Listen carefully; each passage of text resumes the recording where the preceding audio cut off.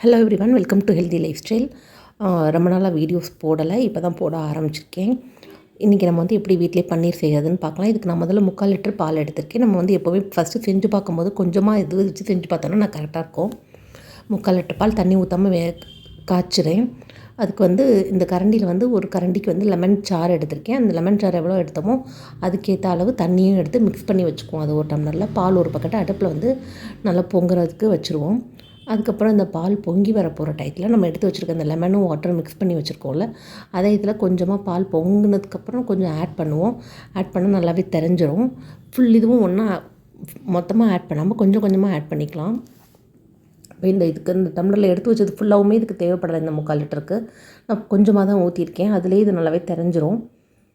அப்புறம் நம்ம இது திரையும் போது ஸ்டவ்வை ஆஃப் பண்ணிவிட்டு கொஞ்சம் நேரம் நம்ம இன்னும் திரையில அப்படின்னா சம்டைம்ஸ் சில சமயம் பால் ரொம்ப சீக்கிரம் திரையாது. அப்படி இருக்கும்போது இன்னும் கொஞ்சம் நம்ம எடுத்து வச்சுருக்கதையும் ஊற்றிக்கலாம். நீங்கள் லெமன் சாறு ஊற்றுறதுனாலும் சரி, இல்லைனா நம்ம வினிகர் இருந்தால் வினிகர் ஊற்றிக்கலாம். லெமன் இருந்தால் லெமனே போட்டுருங்க.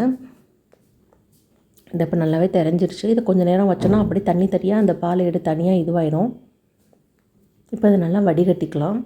வடிகட்டிட்டு அதுக்கப்புறம் நல்லா தண்ணியே இல்லாமல் பிழிஞ்சிருவோம். நல்லா வடிகட்டியில் வடிகட்டினதுக்கப்புறம் அந்த தண்ணி எல்லாமே பிழிஞ்சிட்டு அதுக்கப்புறம் அது ஒரு ஒயிட் கலர் காட்டன் கிளாத்தில் போட்டு நல்லா மூட்டை மாதிரி இது பண்ணி அப்பையும் இது நல்லாவே தண்ணியை பிழிஞ்சிடலாம். இப்போ இது பியூர் ஒயிட் காட்டன் கிளாத்தில் போட்டு அதுக்கப்புறமும் நல்லாவே இது பண்ணிடுவோம். இது பண்ணிவிட்டு அப்புறம் இது மேலே வெயிட் வச்சோன்னா நமக்கு வேணுங்கிற மாதிரி ஷேப் இதுவாகிடும்.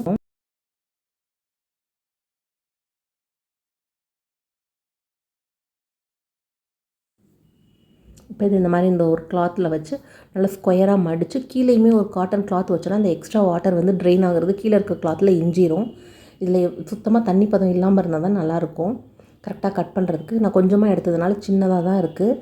இது அப்படியே நல்லா அந்த இதில் வச்சு அது மேலே ஒரு கிண்ணத்தை வச்சு நீங்கள் இல்லை இன்னும் நிறையா பால் எடுத்து நிறையா பன்னீர் வருதுன்னா மேலே ஒரு பெரிய பாத்திரத்தில் தண்ணி வச்சு அதுக்கு மேலே வெயிட் வைங்க. நான் வச்சுக்க இந்த கொஞ்சத்துக்கு இந்த கல்லே போதும். இது நல்லா நம்ம அந்த எந்த ஷேப்பில் அந்த கீழே துணியில் வச்சு அதை மடிக்கிறோமோ அந்த ஷேப்புக்கு வந்துடும். ஒரு 1/2 hour கழித்து எடுத்தால் எப்படி இருக்குதுன்னு பாருங்கள்.